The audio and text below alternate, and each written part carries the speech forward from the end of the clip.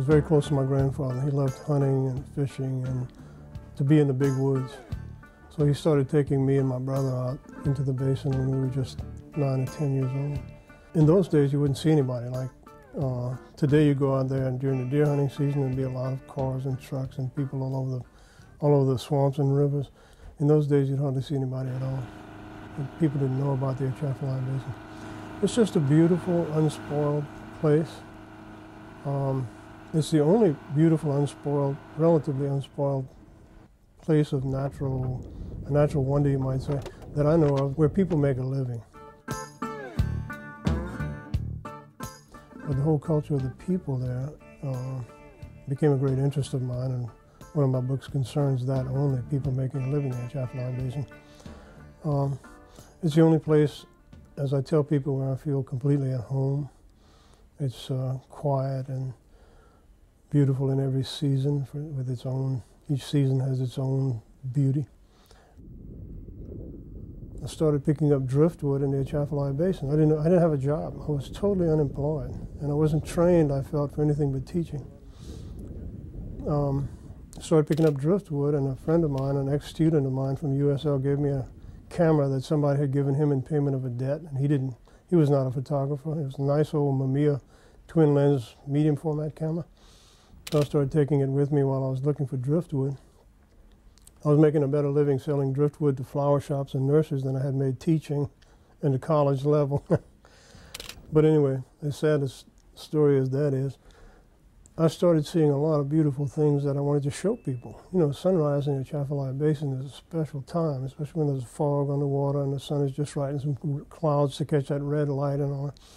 So I started taking pictures just to show other people what I was seeing, people who weren't out there with me. And after several years of collecting driftwood and selling it and finding logs like I am now, I had a collection of photographs that I felt were good enough to put into a book. And I had a lot I wanted to say by that time about the Achafalaya Basin. So I did my first book, which is called Seasons of Light in the Achafalaya Basin. Everything I feel about the environment and the need to protect the unspoiled places of America, not only the Achafalaya, is in my books. I'm working on a book that will be called Inherit the Achafalaya.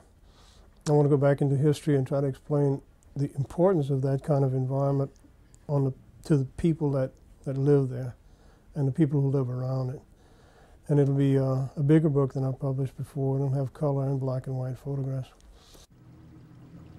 Even when I was first taking pictures in the Achafalaya Basin and starting to collect driftwood, I was finding old logs lying around, just logs that were left behind by the logging industry, which operated primarily in the Achafalaya Basin between the end of the Civil War in 1865 or so until about 1930, when there were no more trees to cut. But a lot of the logs were heavier than water, so they sank unless they were supported on barrels or other logs of a different species, or unless the trees were ringed the year before so they would dry out and then they would float. So I started finding logs out there, beautiful big cypress logs. So I started pulling them in, and then for most of the 1980s I made cypress furniture. I'd make coffee tables and gun cabinets and home bars and whatever I could fashion in my simple little workshop. And I really enjoyed woodworking, but mostly I enjoyed the idea of salvaging something that was wasted, especially something as beautiful and meaningful as cypress, and is so directly connected to the heritage of the Cajuns. Just the trees themselves, I don't know, it's a big thing to me. It's a meaningful part of my life. So if I can go out there now and find logs that were wasted and are just lying there in the mud and pull them out and make something beautiful like a coffee table out of them, or some other object where people can see the wood, it's a meaningful way of going through life for me. I'd go out at sunrise and take photographs of the sunrise and work all day on logs and then take shots of the sunset and come in. And I got to the same boat landing where we were this morning about just after sunset one day. And nobody was there but me and one old guy who was just about to leave. And I was transferring the wood from my boat to my pickup truck to come home. And this old guy, he must have been 85 or 88 or so, walked over and he didn't say anything at all, and he started passing his hand on one of the pieces of wood like that.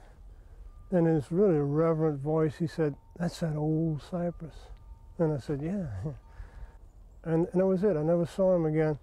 But whenever, I'm up to here in the mud and saying, "God, I'm going to have a heart attack before I get this log out," or whatever, I think about that old guy and how important it was to him to have somebody preserving that wood for its beauty rather than wasting it the way it was wasted in those days.